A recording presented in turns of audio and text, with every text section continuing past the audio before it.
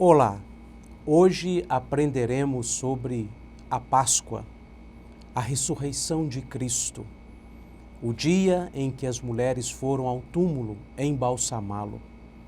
Pense você que elas foram para prestar as últimas homenagens a Jesus Cristo e mal imaginavam que dali aconteceria o motivo de todos os cultos da vida dela.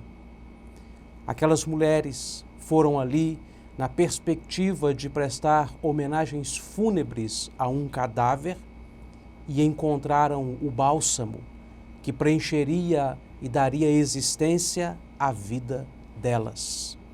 Acompanhe comigo o texto de João, capítulo 20. Diz assim: no primeiro dia da semana, Maria Madalena foi ao sepulcro de madrugada, sendo ainda escuro, e viu que a pedra estava revolvida. Versículo 11. Maria, entretanto, permanecia junto à entrada do túmulo, chorando.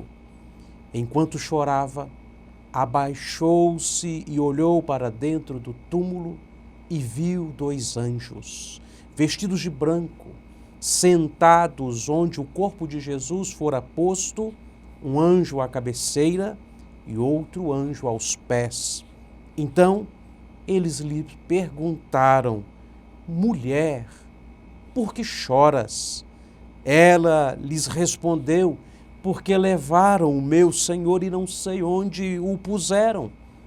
Tendo dito isto, voltou-se para trás e viu Jesus em pé, mas não reconheceu que era Jesus. Perguntou-lhe Jesus: mulher, por que choras? A quem procuras? Ela, supondo ser o jardineiro, respondeu: Senhor, se tu o tiraste, dize-me onde o puseste e eu o levarei. Disse-lhe Jesus: Maria. Ela, voltando-se, lhe disse em hebraico: Rabone, que quer dizer mestre. Recomendou-lhe Jesus: não me detenhas, porque ainda não subi para meu Pai, mas vai ter com os meus irmãos e dize-lhes: subo para meu Pai e vosso Pai, para meu Deus e vosso Deus. Então saiu Maria Madalena anunciando aos discípulos: vi o Senhor, e contava que ele lhe dissera estas coisas. Meu amigo, já de início, percebemos que a fé daqueles discípulos e daquelas mulheres estava tão turva, tão escura como aquela madrugada. Logo de início percebemos que eles eram incapazes de enxergar sequer um palmo à frente dos narizes deles, enxergar espiritualmente, lembrar-se das promessas do Cristo que haveria de vencer a morte e ressuscitar. Eles foram prestar homenagens frias, honras a um morto e encontraram o sentido da vida deles. Primeiramente, devemos considerar que ninguém que busque a Cristo com homenagens fúnebres será capaz de encontrá-lo de fato, porque devemos buscar o Cristo redivivo, vencedor todo-poderoso, Senhor dos céus e da terra, aquele que pode instantaneamente mudar a nossa história, consolar as nossas almas, dar esperança às nossas vidas. Então, Maria Madalena permanece junto ao túmulo, chorando copiosamente, abatida, ferida por esta dor lancinante. E quando ela olha para dentro do túmulo, o que vê? Ela vê 2 anjos, cujas vestes eram resplandecentes. O texto original diz que as vestes desses anjos eram como que brilhosas e brilhantes, um fulgor, um branco magnífico. ela tem uma visão do céu na terra. Ela tem uma visão de anjos celestiais no meio da adversidade. E o que ela faz? Ela continua chorando, porque nem a visão dos anjos é capaz de reconfortá-la, nem um vislumbre do céu é capaz de preenchê-la. Sabe por quê? Porque para quem foi buscar a Cristo, somente Cristo basta. Quantas pessoas estão se contentando com tantas coisas periféricas, celebram tantas graças e valores dentro de suas comunidades religiosas e ficam contentes ainda que não encontrem ali o motivo total, o centro da celebração, que é o próprio Cristo. Quantas pessoas estão aceitando o periférico da fé? Porém, Maria Madalena é um grande exemplo para todos nós, que nos lembra que quem conheceu Cristo um dia, somente Cristo basta.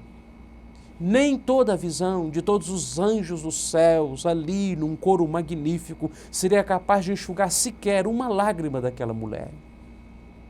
Meu amigo, minha irmã, ela chora copiosamente. E os anjos perguntam: por que você chora? E ela responde firme: levaram o meu Senhor e eu não sei onde ele está, onde o puseram. Levaram o meu Senhor e a minha vida está por demais sem significado. Perceba que ela está falando do corpo de Jesus. A esta altura, o corpo de Jesus já servia para provocar nela uma devoção extrema e magnífica, que nem mesmo uma visão dos anjos seria capaz de consolar a dor daquela mulher. E o texto caminha dizendo que quando ela se volta para trás, abandonando aquela visão dos anjos, ela encontra alguém em pé. Está próximo dela, mas ela não pode ver. Ela não reconhece. É Jesus Cristo ressurreto. Jesus Cristo que pergunta para ela: mulher, por que choras? Meu amado irmão, que constatação! As lágrimas eram tão copiosas que impediram-na de ver Jesus Cristo de frente para ela. Frequentemente as nossas lágrimas embaçam os nossos olhos.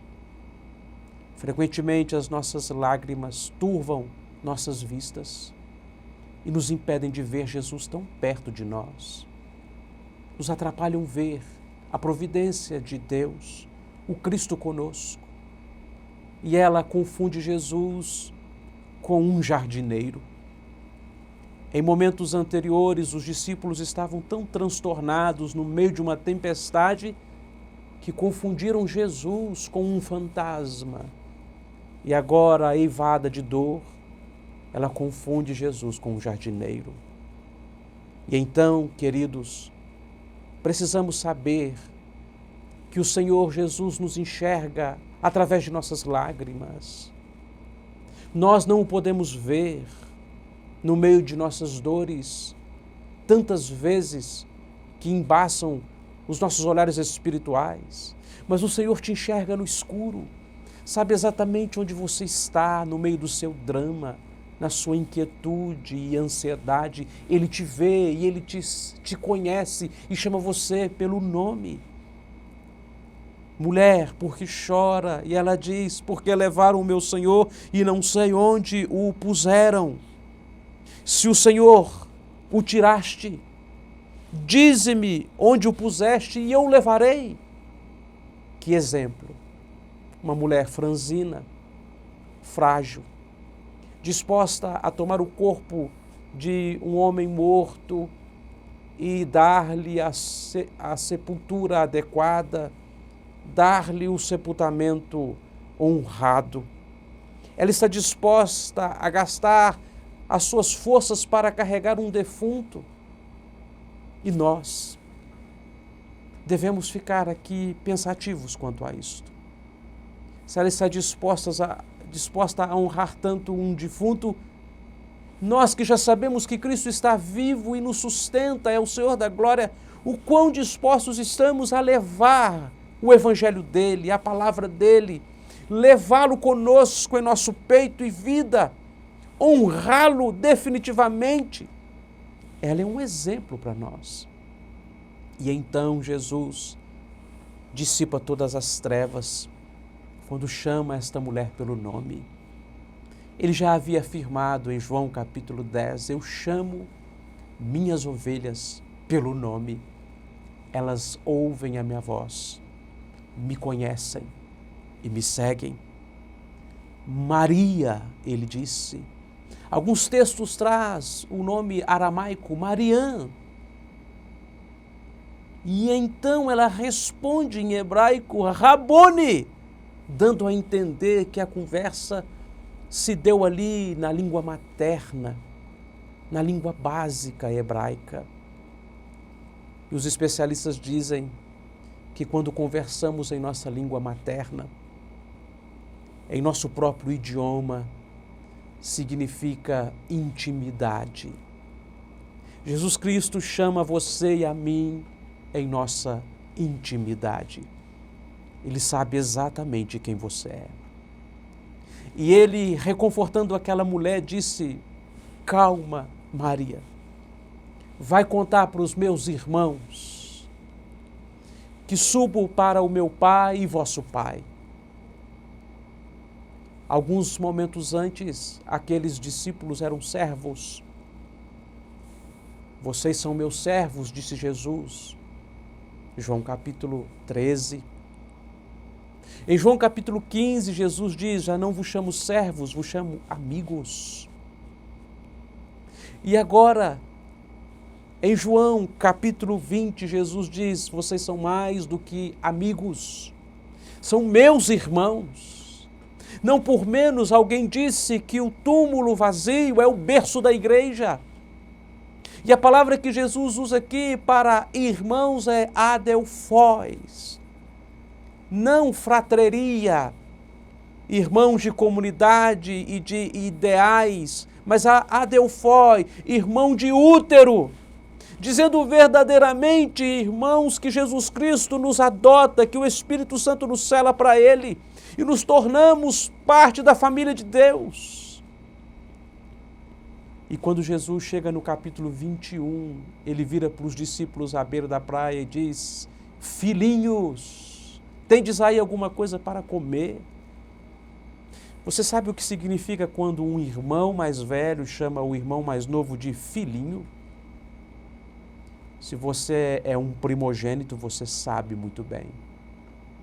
Significa, eu vou cuidar de você. É isso que Jesus está dizendo para você hoje.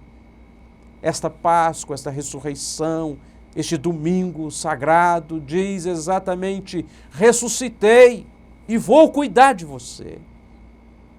Este texto tem o seu núcleo na expressão de Maria quando diz que viu Jesus em pé. Ela diz que voltando-se para trás, viu Jesus em pé. Estevão, no meio do apedrejamento, dissera antes, vejo o Filho de Deus em pé. João, o próprio João, quando está na ilha de Pátmos chorando copiosamente, diz, e foi consolado, ao ver uma multidão diante do trono de Deus, celebrando a vitória, e um cordeiro, como tendo sido morto, porém este cordeiro estava de pé. Sabe o que sustenta a sua vida e a minha? Sabe o que nos faz celebrar todas as Páscoas? É que Jesus está de pé por nós. Jesus está de pé por você, intercedendo por você à direita de Deus. Jesus é o Senhor da glória. Conte isto para suas dores. Diga isso para os seus problemas. Fale isso para os seus dramas. O meu Rei é invencível e Ele está de pé por mim. Ele peleja por mim. Ele luta por mim. Ele me chama pelo nome. Ele me conhece. E Ele cuida de mim em cada uma de todas as minhas necessidades. Deus te abençoe. Alegre o seu viver. Fortaleça o seu coração sempre na presença dEle, hoje e sempre. Amém. Deus abençoe.